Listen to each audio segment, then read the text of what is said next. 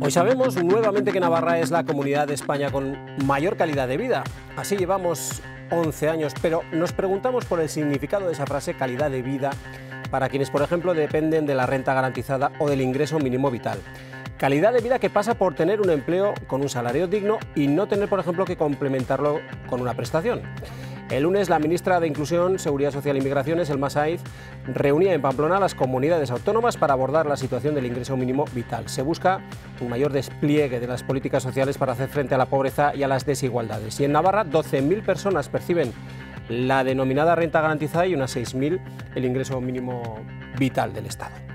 Lo que se pretende, de alguna manera, es una mayor implicación en las políticas sociales. Aquí en Navarra, por ejemplo, ya se ha anunciado una reforma de la renta garantizada para mejorar el empleo y tener una menor carga burocrática.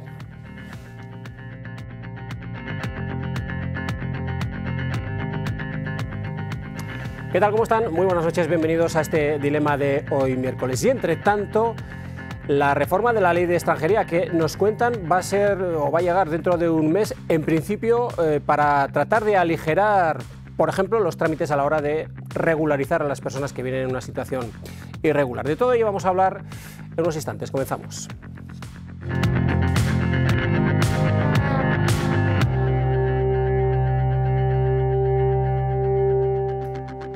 Pues saludamos a las personas que nos van a acompañar en estos próximos minutos. Raquel Garballo, de Unión del Pueblo Navarro. ¿Qué tal? ¿Cómo estás? Buenas noches. Hola, buenas noches. Bienvenida. Gracias, encantada de venir aquí por primera vez, además. Bueno, para todo hay una primera vez, que se suele decir. La segunda es para Carlos Mena, del Partido Socialista de Navarra. La segunda vez que tenemos aquí el placer de tenerte con nosotros. Carlos, ¿qué tal? Buenas noches, ¿cómo estás? Buenas noches, pues también. Encantado de estar aquí una tarde más. Decías, Raquel, que para todo hay una primera vez, pues también para Javier Arza, de Euskal Herria Bildu. Gabón, buenas noches, Javier, ¿cómo estás? Gabón, buenas noches. Estrenándome. Esperemos que sea para bien, ¿eh? Sí, con dos temas muy interesantes, además. Ahora vamos a tratar de todo. Y Isabel Aramburu, de Geroa Bai. Ya, Isabel, que tienes unas cuantas vueltas aquí en el programa. ¿Qué tal? ¿Cómo estás, Gabón? Buenas noches. Gabón, no soy debutante, pero bueno, claro. Encantada también de estar aquí otra vez, sí. Bueno, un placer teneros a los cuatro para poder abordar estas dos cuestiones, la renta garantizada barra el ingreso mínimo vital y también la ley de extranjería. Antes que nada, vamos a ver qué dio de sí esa jornada en la que estuvo presente el pasado lunes la ministra Elma Saiz aquí en Pamplona. La ministra de Inclusión, Seguridad Social y Migraciones hacía un balance positivo de los 4 años de vida del ingreso mínimo vital. Ha llegado a 900.000 familias, a 2,7 millones de personas. No es un punto de llegada, sino que es un camino que hay que transitar. En este sentido, la ministra pedía más compromiso a las comunidades autónomas, en las que 12 de las 17 han reducido la cuantía de la prestación.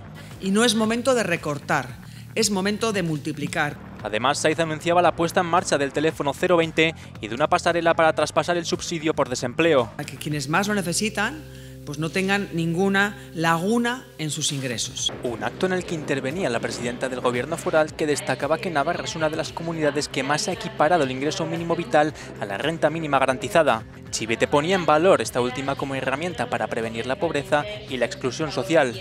La renta garantizada nos ha hecho una mejor comunidad. No solo porque ha extendido la solidaridad, sino porque también impide que suframos las consecuencias de la desigualdad. Un ingreso que en nuestra comunidad perciben más de 6.000 familias.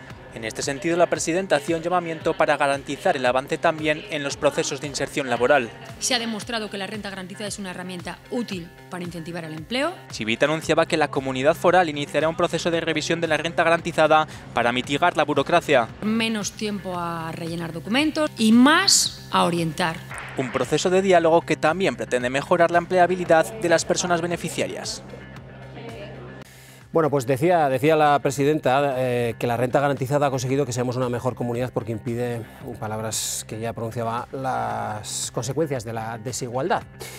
Raquel, comenzamos contigo. ¿Cómo ves un poco toda esta situación, este mapa, esta fotografía que se esbozó el pasado lunes? Bueno, pues desde luego yo tengo que discrepar con la presidenta, pero yendo a algo que es muy objetivo, que son los datos. Desde UPN siempre hemos defendido la renta garantizada, de hecho fuimos quien la instauramos en su día como renta básica, pero bueno, con unas obligaciones, correcto, con unas obligaciones, unos derechos por supuesto, pero también unas obligaciones. Después pasó a ser la renta garantizada, por cierto, una renta garantizada a la que nosotros en su día votamos en contra, también el Partido Socialista votó en contra de esta renta garantizada, incluso hicimos una enmienda a la totalidad con un texto alternativo que pues no salió adelante.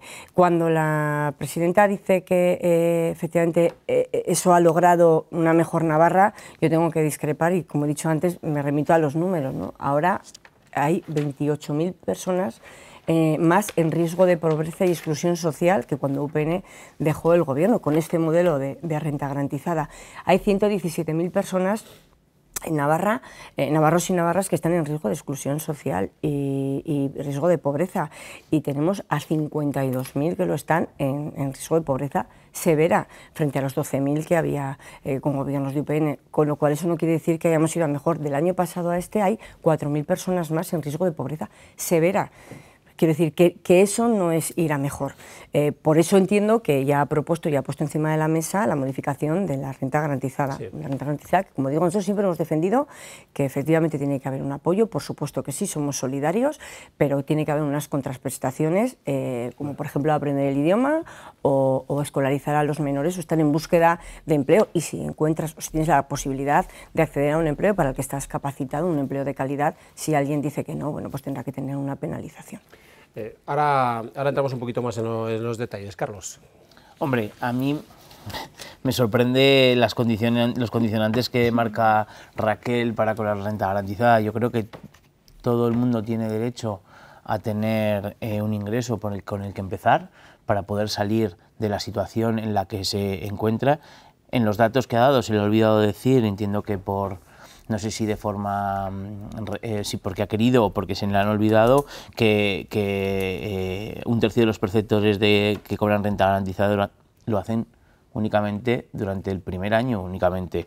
2 de cada 3 salen del sistema antes de los 3 años, por lo tanto, yo considero que la renta garantizada está cumpliendo el objetivo que tiene, que es... O sea, que no es una paga vitalicia, por así decirlo, ¿no? Por supuesto que no es una paga vitalicia, no, es un ingreso durante un tiempo para solucionar una serie de problemas de la persona, de la familia, y para poder, de ahí, el empujón a poder salir de la situación. Yo considero y consideramos que las personas que cobran renta garantizada, las familias que cobran renta garantizada, quieren trabajar, están deseosas de tener un empleo y hacen todo lo posible para buscar el empleo, y los datos ahí están. Por lo tanto, yo creo que no es una paguita, cumple una función que es primordial y que al final pues tiene que mantenerse. Y introduzco también aquí, sí, Navarra, junto con otras 4 comunidades autónomas, siguen manteniendo los presupuestos en renta garantizada, compatibilizándolos con el IMV, cosa que otras comunidades autónomas, lo hemos escuchado en el vídeo, lo ha dicho la ministra, han reducido sus partidas presupuestarias. Estamos de acuerdo en que el IMV es una medida necesaria, es un suelo para todos y todas en el territorio español, pero Navarra siempre tenía tradición de tener esta renta y ahora sigue apostando por ello. Bueno, entraremos en detalle bajo ese escudo social, ¿no?, al que se alude cuando se habla de estas políticas de ayuda a quien lo necesita. Javier. Sí, desde H. Bildu consideramos que la renta garantizada es una herramienta no solo importante, sino imprescindible. Por supuesto que necesita mejoras. Hemos escuchado a la presidenta Chivite hablar de reformas. Todavía no están concretadas estas propuestas. Esperamos que se abran espacios parlamentarios para poder debatir sobre ellas y para que hagamos nuestras aportaciones. Pero en todos los espacios que hemos tenido hasta ahora, las propuestas de H. Bildu se dirigían también a la reducción de la burocracia vinculada a la renta garantizada. Y aquí quería introducir un concepto que creo que es importante, que es el concepto del doble derecho. En Navarra tenemos, por un lado, el derecho a tener unos ingresos mínimos garantizados, sí, la renta garantizada, pero por el otro lado tenemos el derecho a la inclusión social. es decir, el derecho a contar con servicios y profesionales que apoyen a las personas en su inclusión laboral, escolar, de vivienda, de salud en general.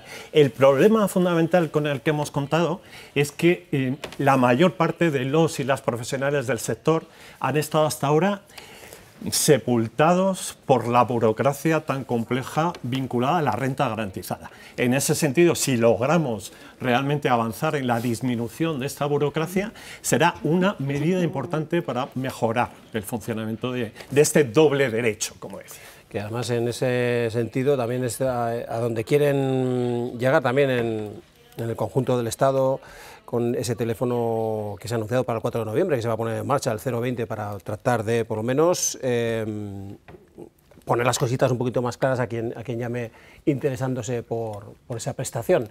Isabel. Bueno, para Geroa bai, desde luego siempre lo hemos dicho, desde que aprobamos la ley de renta garantizada, que la renta garantizada lo que aporta es una cobertura mínima de las necesidades más básicas que tienen las personas y las unidades familiares de Navarra. En ese sentido, pues nos parece que es imprescindible y siempre hemos mostrado nuestra posición referida a que lo que hay que hacer es, en primer lugar, desarrollarla plenamente, porque no está plenamente desarrollada, consolidarla en lo que está y, si se hace algún cambio, que sea siempre para mejorar la capacidad que tiene de protección. Nunca para recortar ninguna de las prestaciones que tiene, ni para hacer los requisitos más apretados, en absoluto.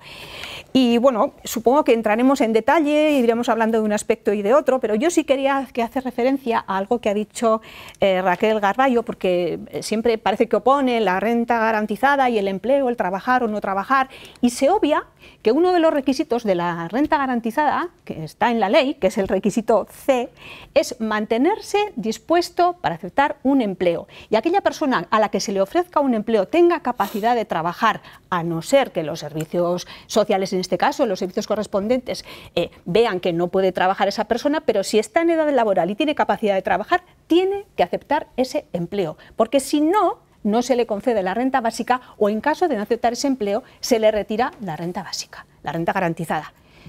Entonces, es que se hace ver como que, en fin, lo bueno sería que la gente trabajase, si están en la renta garantizada es porque no trabajan. No, no es así. Aparte de que cada vez hay más personas que están cobrando la renta garantizada y que tienen actividad laboral y que están en un empleo. Cuestión diferente es las características, las condiciones de esos empleos, que son en muchísimas ocasiones unos empleos precarios que no favorecen el que esas personas dejen de percibir la renta garantizada. De hecho, la renta garantizada muchas veces complementa también, en algunas ocasiones complementa también ese sueldo precario como al que aludía la señora Aramburu. Por alusiones ya abrimos el debate, señor Garballo, adelante.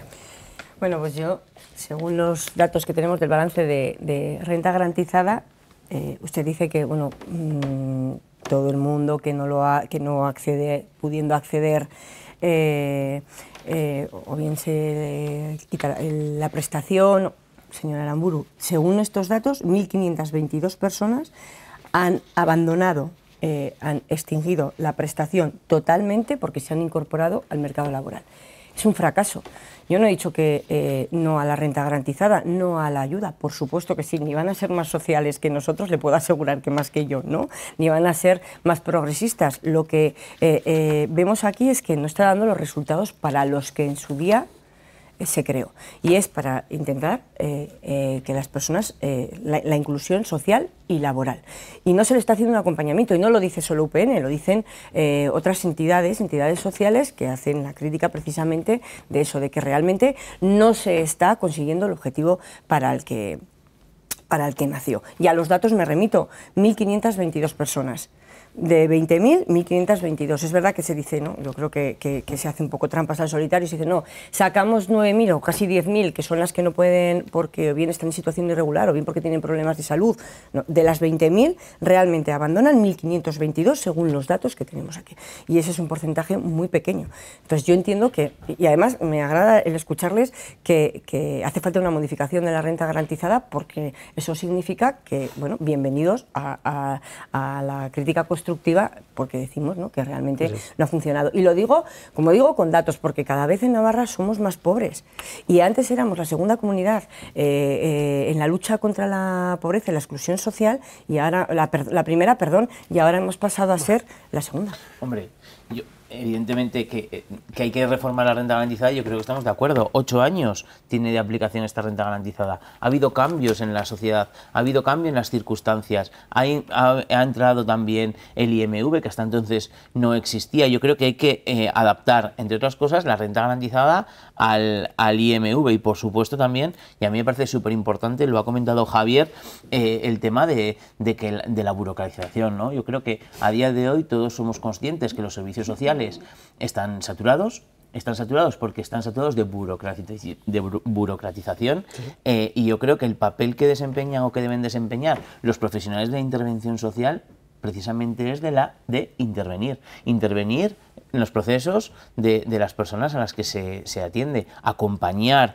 en los procesos. Por eso yo creo que hay que darle ese enfoque al servicio social, hay que darle ese enfoque a los profesionales, y cómo se hace quitando la burocratización que conlleva la tramitación de la renta garantizada y otra serie de documentos. Como he dicho, también hay que adaptarlo al IMV, es verdad, hay que introducir la coherencia en los criterios, hay que armonizar los sistemas de gestión, porque cuando se creó el IMV, Navarra ya contenía la renta garantizada, ahora mismo son complementarias, hay personas que pueden estar cobrando las dos prestaciones, en Navarra, las dos prestaciones, pero siempre con el máximo que establece la renta garantizada en las tablas que establece, y por supuesto también hay que mejorar los mecanismos de empleabilidad que tiene la renta garantizada. Estando de acuerdo en lo que dice Isabel Aramburu, y estando de acuerdo en que no hay cronificación y que las personas perceptoras de renta garantizada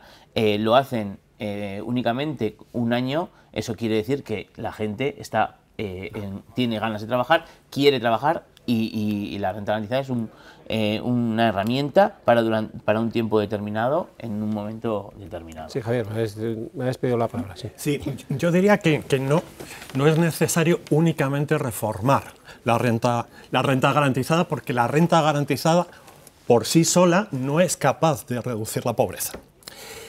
De reducir una pobreza que no es que se incremente, sino que está estabilizada. Y esa no es una buena noticia, que esté estabilizada, porque eso quiere decir que no estamos consiguiendo hacer retroceder a la pobreza. ¿Cómo lo podremos hacer? Desde luego con estas medidas de mejora de la renta garantizada, pero también es imprescindible trabajar otros ejes paralelos. Y yo quería destacar dos. En primer lugar, el eje de la vivienda.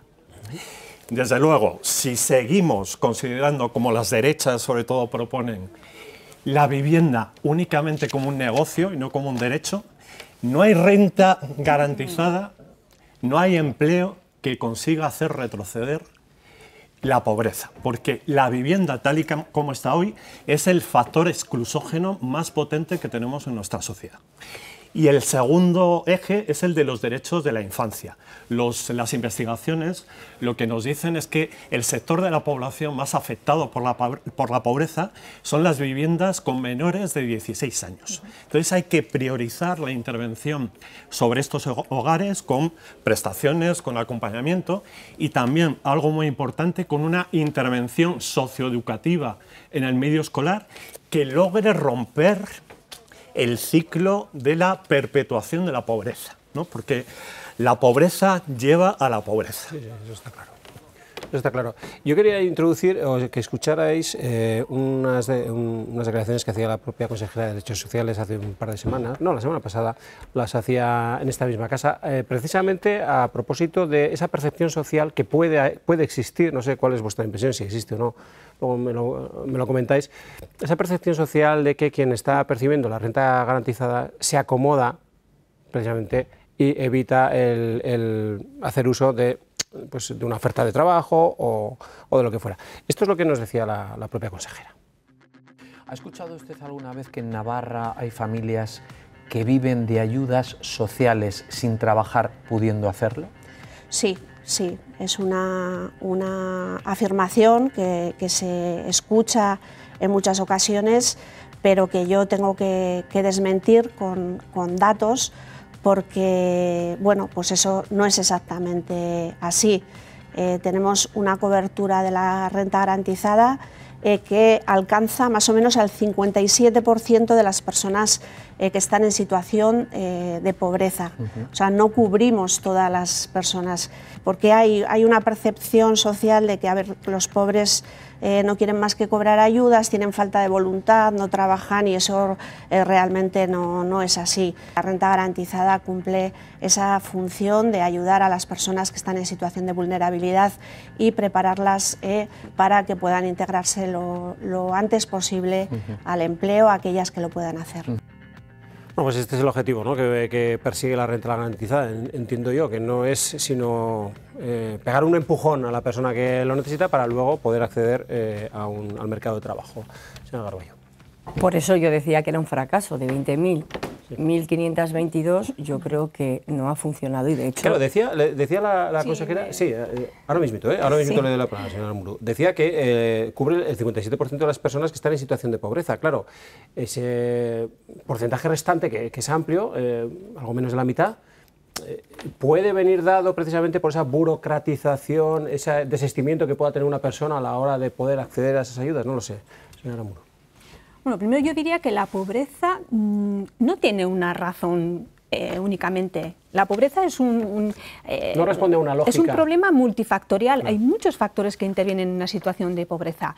Decía Javier Arza, hablaba de la vivienda. Por supuesto, la vivienda es clave, pero lo es el empleo, lo es la baja formación, y hay muchos otros problemas que están coadyuvando a que las personas no salgan de la pobreza. Yo comparto la opinión de Carmen Maeztu cuando dice que la renta garantizada, no hay muchas personas que estén de una manera cronificada en la renta garantizada. Durante toda la historia de antes la renta básica y ahora la renta garantizada, las personas entran y salen de la prestación. Tienen un contrato de trabajo, si tienen unos ingresos en el límite de la renta garantizada, salen de la renta. Cuando pierden ese contrato, porque son contratos en muchísimas ocasiones muy cortos, vuelven a entrar a la prestación. Esa es la situación de la mayor parte de las personas que perciben la renta garantizada. ¿A qué responde esa percepción, entonces, que puede existir de forma errónea, a la vista un poco de lo que dice la propia consejera? No lo sé. Pues con permiso de Raquel Garballo, creo que discursos como el que tiene ella, el que tiene Unión del Pueblo Navarro y el que tienen las derechas en general, solo colaboran a eso, a que de un caso se haga pues la tendencia general, y no es así. Cuando estás diciendo que es que no trabajan, que hay que intentar que trabajen, no responde. Raquel, cuando decís que el mayor problema de la renta garantizada es que esas personas no trabajan, muchas personas interpretan que no trabajan porque no quieren trabajar. Garballo, es la interpretación que se hace, y eso no favorece a la cohesión. No, yo quiero aclarar eso porque es el discurso fácil que hacen los miembros, los grupos que sustentan el gobierno, que para nada. Que no estamos diciendo que la gente no trabaje, no. A los datos me remito, y lo que estoy diciendo es que algo estamos haciendo mal, porque en vez de enseñar a la gente a pescar, les damos directamente el pescado, y creo que tenemos que hacer un esfuerzo en un acompañamiento, como dicen las entidades sociales, que no solo lo dice UPN. Entonces, no entiendo qué discurso radical hace UPN diciendo que hay que modificarlo, porque entendemos que la renta garantizada no consigue el objetivo para el que nació, y que estamos dispuestos, por supuesto, a hablar para modificar esa renta garantizada, y de hecho es algo que estáis diciendo, que está diciendo también la presidenta, que hay que modificar la renta garantizada. Una cosa es que hay que modificarla. Una cosita que yo no os he interrumpido. Ahí vamos a discrepar. Ahí vamos a discrepar. Brevemente, dejadme terminar, que no os he interrumpido, y luego me decís. O sea, a los datos me remito. 50 personas cada día en Navarra pasan a estar en riesgo de pobreza y exclusión social. Hoy 50, ayer 50, mañana otras 50, y eso es porque algo estamos haciendo mal, y por supuesto que hay un problema de fondo más allá que la renta garantizada, que entiendo que se supone que es para apoyar y sobre todo para buscar una salida, pero está la vivienda. Pero oiga, que ustedes son gobierno, ¿cuántas viviendas han puesto a disposición? Bueno, es que una parálisis absoluta. Está el tema de las listas de espera, que las personas que están en situación más vulnerable todavía lo tienen peor. Hay muchas cosas que dependen de las políticas del gobierno que no están funcionando. Sí. Yo creo que se vaya a modificar la renta garantizada no implica que vaya a ir en la línea en la que quiera UPN. O sea, considero, además creo que no va a ir en esa línea. Y hace referencia a que hay que enseñarle a pescar, porque les estamos dando el pez en vez de la caña, creo que ha dicho, y mientras tanto, mientras le enseñamos a pescar, habrá que acompañar, habrá que darles la opción de poder estar viviendo dignamente, ¿no? Porque dicen que si no la renta garantizada, la renta garantizada no aceptan un trabajo, hay que retirársela, y eso sumaría más personas a la pobreza, ¿no? Quiero decir, entiendo que eso sería perjudicial para las personas y para el enquistamiento de la pobreza. Hombre, yo creo que no hay cronificación, lo hemos dicho, ya lo he dicho, y de hecho el 10% de perceptores se ha reducido en 2 años. Por lo tanto, la renta garantizada está cumpliendo su función. Yo creo que hay que apostar por otras herramientas, como tiene que ser el acompañamiento, que los profesionales hagan la intervención social en vez de dedicarse a renovar rentas garantizadas, y que las personas podrán jugar con la opción de poder tener un empleo y poder volver a la renta garantizada como herramienta necesaria. Señor Garza. Sí, yo quería poner sobre la mesa lo que denomino 2 nubarrones que están dificultando la lucha contra la pobreza y la eficacia de la renta garantizada. Son 2 nubarrones en los que participan activamente desde las derechas. El primero es el discurso aporófobo, es decir, el discurso de odio a las personas pobres, que tiene su expresión más clara en el discurso de las ayudicas, ¿no?, al que son tan aficionados desde las derechas. ¿Pero usted considera, por ejemplo, que lo que le ha dicho su compañera de mesa tiene ese discurso aporófobo? No exactamente lo que ha dicho, estoy diciendo el discurso que las derechas están colocando en la sociedad. Un discurso que rompe la solidaridad, que dificulta la inserción en vivienda, la inserción social, la inserción educativa. Ese es un nubarrón importante. Y el otro nubarrón es el de las políticas de austeridad. Yo creo que durante la pandemia hubo cierto impasse en el que eso de las políticas de austeridad se calmó, pero ahora estamos otra vez con ese discurso del control del gasto, de la reducción de impuestos. Y esto pone en cuestión una herramienta fundamental para la lucha contra la pobreza, que es que el Estado tenga ingresos y gastos como para poner en marcha herramientas tan importantes como la garantía de ingresos o como las políticas públicas que apoyen a las personas en su inclusión social. Bueno, estamos terminando porque tenemos que avanzar para pasar a la publicidad, pero brevemente, señora Garballo. Es que no voy a permitir que se pongan en mi boca cosas que yo no he dicho, porque desde luego lejos ni de mi intención ni de la realidad, o sea, para nada. Es más, mire, le leería algo y va a decirme a ver quién lo ha podido decir. Se conforma con realizar la transferencia económica y se olvida de garantizar el proceso de inclusión eficaz para los perceptores. La señora Nuria Medina, senadora del Partido Socialista.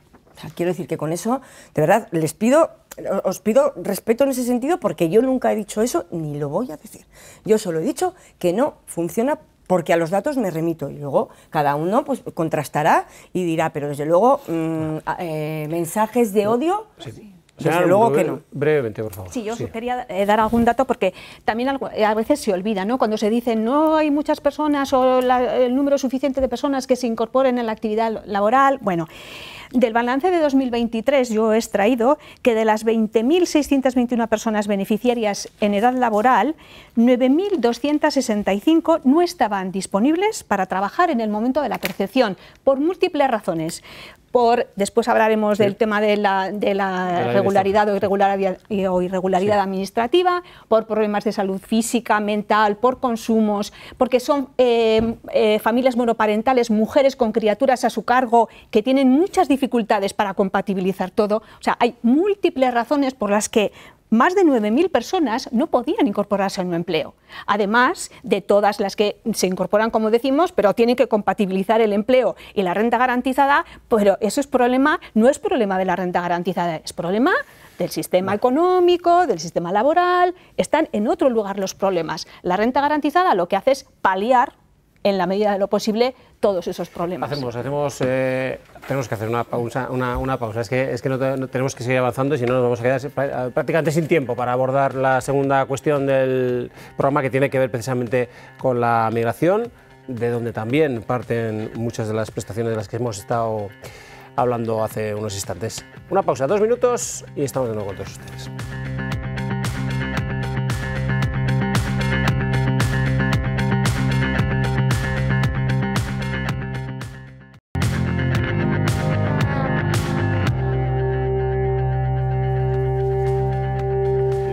Bueno, pues comenzamos ya, incluso con el debate ya puesto en la mesa, esta segunda parte del programa, y lo vamos a hacer abordando la futura ley de extranjería, la reforma, porque en un mes prácticamente la vamos a tener. Si nos atenemos a lo que dijo la propia ministra Saiz este pasado lunes en Pamplona, y lo decía porque lo que se busca es aligerar de alguna manera la carga burocrática. Hemos hablado un poquito antes del programa, antes de la pausa publicitaria, de que eso, precisamente la burocratización, nos lleva precisamente a tener problemas, en este caso para obtener la renta garantizada. Pero claro, para acceder también a las bondades que recoge esta ley, como apuntaba la propia ministra, que es la de regularizar a esas personas que vienen aquí a nuestro país sin grandes problemas burocráticos, pues bueno, pues es importante, ¿no? La burocracia, que va a permitir de alguna manera aligerar ese papeleo y regularizar más personas migrantes que vienen a nuestro país. Señora Garballo. Bueno, yo creo que la ley de extranjería, lo hemos dicho en muchas ocasiones, merece de un gran pacto de Estado, no de parches, y creo que deben de buscar los dos grandes partidos el mayor consenso posible. Nosotros, desde la oposición y siendo el partido que somos, tenemos la responsabilidad que tenemos y la capacidad que tenemos, sí. Pero desde luego, si se llega a un gran consenso, que yo creo que es lo que debería hacerse, nosotros estaremos ahí. De hecho, hemos votado a favor de la toma en consideración, y bueno, pues veremos a ver en qué termina la ley. Ha habido también alguna iniciativa legislativa popular que también hemos apoyado, pero veremos a ver en qué termina la ley. Pero como digo, creo que tiene que ser un gran pacto, como otros temas fundamentales, y que no sean pues temas o pactos, que no sean temas de un gobierno en concreto, sino que sean temas de un país, y que se trasladen a lo largo del tiempo. ¿Qué le parece la propuesta Meloni, que recibió pues un revés por parte de Europa? Bueno, pues yo creo que... Bueno, no tanto también, ¿verdad? No, habrá de todo, pero yo creo la presidenta de la Comisión. Todos son circunstancias, sí. Y desde luego yo creo que nosotros defendemos una inmigración ordenada, una inmigración legal y una inmigración segura. Algo que hoy he visto que el presidente del Gobierno de España también defendía lo mismo. Pues bienvenido al Partido Socialista a esta postura. El Partido Socialista yo creo que siempre ha tenido esa postura, ¿no? Tenemos un fenómeno migratorio, esto es una realidad. Y hay que buscar una solución. Viene gente, vienen personas a nuestro país, muchas de ellas formadas de sus países, con idiomas, con titulaciones de sus países, que son muy necesarias aquí, y creo que hay que darle salida a ese problema, ¿no? De necesidad habrá que hacer virtud, y sobre todo yo creo que hay que tratar a las personas como lo que son, ¿no? Con humanidad, ¿no? Porque me parece importante que a veces en debates oímos o escuchamos que son personas que vienen de otros sitios, que vienen aquí, que vienen a buscar un futuro mejor, y a veces no somos capaces de verlo así, ¿no? Yo creo que tenemos un reto demográfico muy potente. Estoy de acuerdo en que la migración tiene que ser ordenada y bien gestionada, pero creo que puede ser muy útil para el futuro de nuestro país y también de nuestra comunidad. Yo creo que es necesaria esa reforma. La reforma, si no recuerdo mal, es del 2000, por lo tanto creo que las circunstancias han cambiado. Hay que acortar plazos para regularizar y favorecer los arraigos, y creo que también es importante agilizar los trámites lo máximo posible. Ahí el Partido Socialista está más enfocado en modificar el reglamento por hacer una regulación rápida en cuanto a dar respuesta al problema que tenemos ahora, considerando que la ley también hay que modificarla, pero bueno, el marco jurídico nos puede valer para dar una primera respuesta, y una vez que se da esa primera respuesta hay que modificar la ley y actualizarla al fenómeno migratorio que tenemos en este momento. Familia, formación y empleo, esos son los tres pilares en los que se quiere sustentar, en palabras de la propia ministra, esta futura reforma, esta futura ley.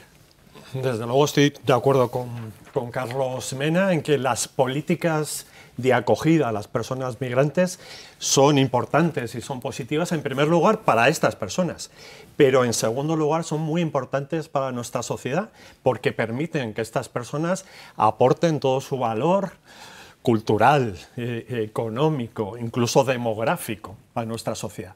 Y en tercer lugar también porque las políticas de acogida son la mejor herramienta para garantizar una sociedad más integrada, una mejor convivencia, una sociedad que funcione mejor. Y realmente este tipo de políticas no se están dando, sino que lo que estamos construyendo es un sistema que pretende dificultar lo máximo posible la estabilización de las personas migrantes. Aquí también voy a hablar de discursos de odio, el discurso de odio que las derechas y desgraciadamente en ocasiones también los medios de comunicación difunden, ¿no? Un discurso de odio que un ingrediente importante es hacer representar a la sociedad que las personas migrantes tienen un puente de plata para invadirnos. Y en realidad no tienen un puente de plata, tienen un infierno. Un infierno que se materializa, por ejemplo, en que las políticas migratorias de la Unión Europea han construido un cementerio abierto alrededor de las fronteras de Europa, casi 50.000 personas muertas. Se concreta también en que, por ejemplo, la ruta canaria es considerada la más peligrosa del mundo, con 700 personas muertas en el último año. En nuestro contexto, 10 personas muertas intentando cruzar de Irún a Hendaya. Y no solo eso, sino que en el caso del Estado español, cuando logran entrar, tienen que afrontar el muro de la ley de extranjería, que condena a la exclusión a un sector importantísimo de las personas migrantes que no pueden trabajar al menos durante 3 años, que tienen un acceso al mercado de la vivienda súper complicado, que les hace vivir condiciones de hacinamiento, incluso de sinhogarismo. En este sentido, lo que propuso la ministra de tratar de aliviar todo este peso, todo este acoso a las personas migrantes, desde luego que está un poco en la línea que H. Bildu siempre ha defendido. Señora Aramburu. Bueno, nosotras sobre la migración tenemos una posición pues por la que pensamos que la migración para las personas que vienen, para cada una de las personas que vienen, pues en la mayor parte de los casos es un drama, ¿no? Vienen huyendo en muchísimas ocasiones de la pobreza, de la miseria, de guerras, de conflictos, en fin, cuando llegan aquí tienen que hacer su particular duelo migratorio, para ellas desde luego es algo duro y difícil. Y para la sociedad de acogida, por contra, pensamos que es una oportunidad de otras culturas, de otras personas, y en estos momentos es además una necesidad, porque, por un lado, porque no hay relevo generacional, porque ¿no? los índices de natalidad pues están donde están, y hasta en lo económico también hay muchas empresas que no encuentran personal, hay actividades laborales que están también pues a falta de personas que las lleven a cabo, por tanto es una necesidad. Entonces, desde ese punto de vista, todo lo que sea facilitar, hacer más amable a las personas que vienen su llegada, su acogida, su proceso de integración y de inclusión en nuestra sociedad, pues desde luego nos parece muy bienvenido. También porque para la sociedad de acogida es bueno y también va a facilitar la cohesión, el que estas personas se encuentren en unos niveles de bienestar más dignos, ¿no? Bueno. En ese sentido, nos parece importante, por ejemplo, el que se hiciera la regularización de esas, se calcula en 500.000 personas que entrarían si se llevase a cabo esa regularización, nos parecería importante, y luego toda la agilización de trámites de los que se habla, pues con respecto a la formación, al empleo, bueno, todo eso nos parece desde luego positivo. Bueno, vamos a escuchar lo que decía la ministra Elma Said, precisamente, que se refería a esas políticas impulsadas por por Giorgia Meloni en Italia con la deportación de inmigrantes. La política migratoria del Gobierno de España es antagonista a lo propuesto por la señora Meloni, que ha recibido un importante tirón de orejas de la legalidad internacional. Hablamos de que la señora Meloni proponía externalizar las fronteras, hablar de centros de detención en un régimen cerrado o semicerrado y, bueno, como ven, es absolutamente contraria a la política migratoria que lleva el Gobierno de España. ¿Cómo vieron esto? Yo la verdad que creo también que tenemos que ser honestos y claros para resultar también creíbles. La ley de extranjería se supone que para ustedes era una prioridad cuando algunos de ustedes estaban en la oposición, pero en el Gobierno central llevan 6 años. En 6 años se ha podido modificar la ley si es que era tan urgente, ¿no? Y si la situación es tan crítica. ¿Cuál ha sido el motivo para esperar 6 años en cambiar la ley? ¿Cuál ha sido el motivo para esperar tanto tiempo? Porque cuando se quiere hacer algo y establecer prioridades se hace. ¿O es que era prioritario o más importante bueno, la ley de amnistía, que ha sido anterior a la ley de extranjería, o bueno, la ley de Radio Televisión Española?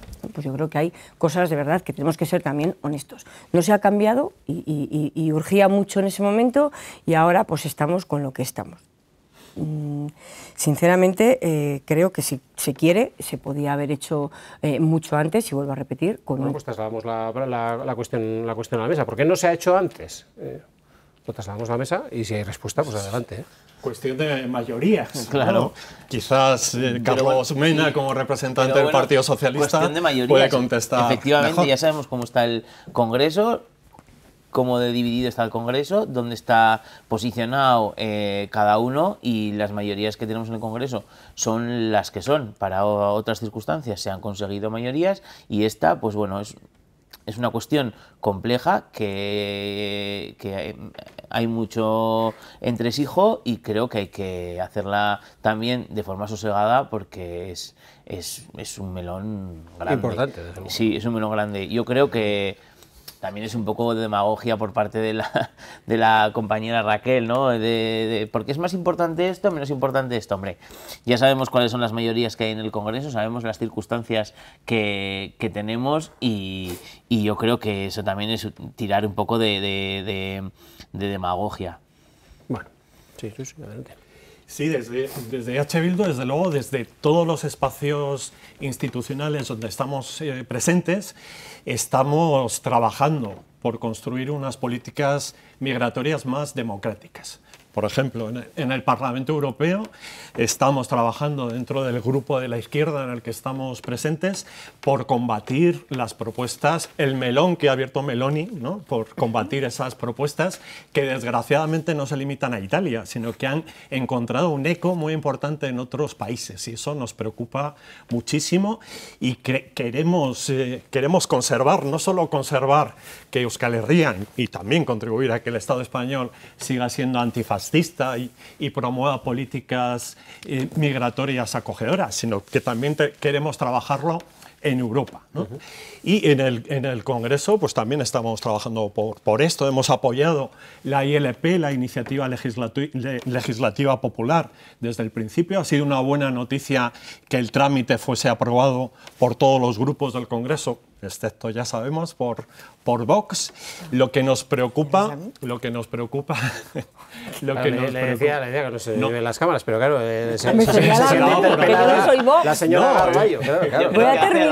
Has caído en el gesto, Ah, bueno, vale. Es que igual las cámaras no lo están viendo, pero ella está pidiendo como explicación, pero ¿por qué a mí? ¿No? Está diciendo, bueno. No, decía que nos preocupa que esa ILP, que la tramitación fue aprobada, se haya quedado escondida en un rincón.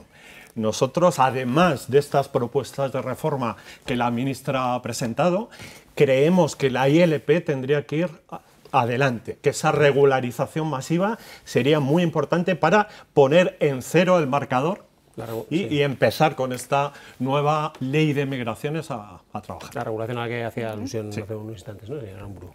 Sí, bueno, yo quería hacer hincapié un poco en volver a los discursos, ¿no? También en este tema, porque muchas veces se hacen discursos por parte de la derecha en general, Raquel Garballo en general, pues cuestionando, bueno, vamos a decir, estigmatizando a las personas migrantes, en fin, achacándolas de cosas, bueno, no muy agradables. Y hace poco yo veía una encuesta, se preguntaba a la ciudadanía a ver cuál era su mayor problema, y espontáneamente decían la migración.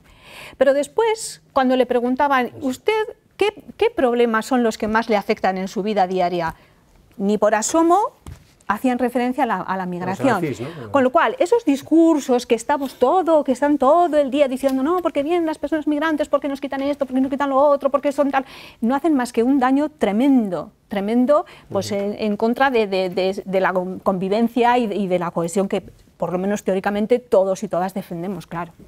Bueno, pues estamos terminando, señor Gabriel, no sé si quería apuntar, porque vamos a emplear un último turno. Simplemente pues puntualizar que yo no he hecho ningún discurso de odio, al contrario, lo que he dicho es, y he puesto encima de la mesa algo que creo que los ciudadanos nos van a exigir, ¿no? Corre mucha prisa cuando somos oposición, pero luego cuando somos gobierno, pues realmente no le damos esas prioridades, por algo será. No he dicho nada más, y desde luego yo espero que al final no sea por un real decreto, ¿no?, a golpe de decretazo, sino que de verdad sea intentando conseguir el mayor consenso posible. Bueno, pues vamos a hacer una última ronda. Empezamos por la señora Aramburu, un poco de qué, a propósito de esto último que decía la señora Garballo, ¿qué cabe esperar ahora de esta reforma? Una vez la tengamos, calculo que dentro de un mes, ¿no? Eso, como dijo la ministra que marcó esa fecha. ¿Qué cabe esperar de esta reforma?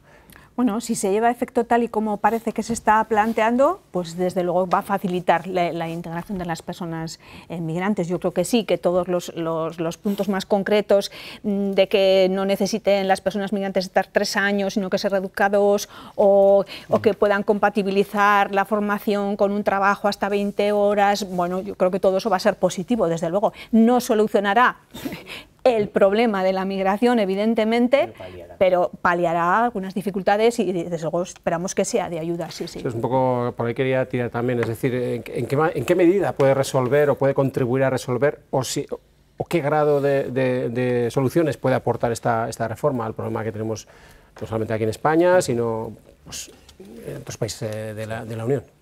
De nuevo, como con la pobreza, las migraciones son un fenómeno multifactorial. Sí. Y lo ideal es que pudiésemos hacer políticas coherentes y conjuntas, al menos en toda Europa, porque el que en una zona de Europa se hagan unas políticas integradoras y en el resto no, eso también tiene sus riesgos, ¿no? Tiene sus riesgos de responsabilizar solamente a una zona de Europa en la integración, mientras los demás países expulsan, ¿no? Y eso también tiene su problema. Por eso confiamos mucho en hacer presión en Europa para poder contener esas políticas racistas, desde nuestro punto de vista, que han venido desde Italia, pero que están encontrando demasiado eco en otros países.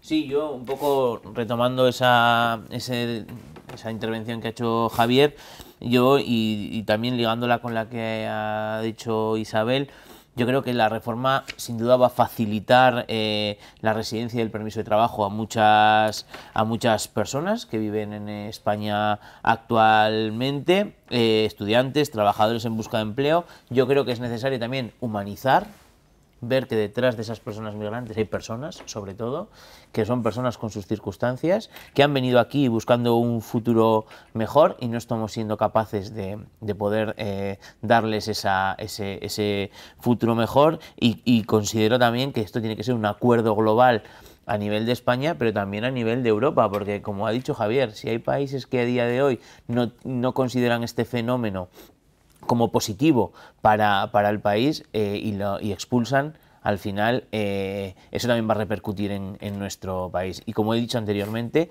hagamos de la necesidad virtud, ¿no? Hay gente, tenemos personas que vienen y nosotros necesitamos mano de obra, y esas personas pueden cubrir muchísimos puestos de trabajo en los que actualmente no tenemos mano de obra, y creo que pueden hacer una función positiva, y en eso consiste darles un futuro mejor. Bueno, pues los consensos a los que aludía la señora Garballo hace unos minutos, ¿no?, de qué espera de esta ley.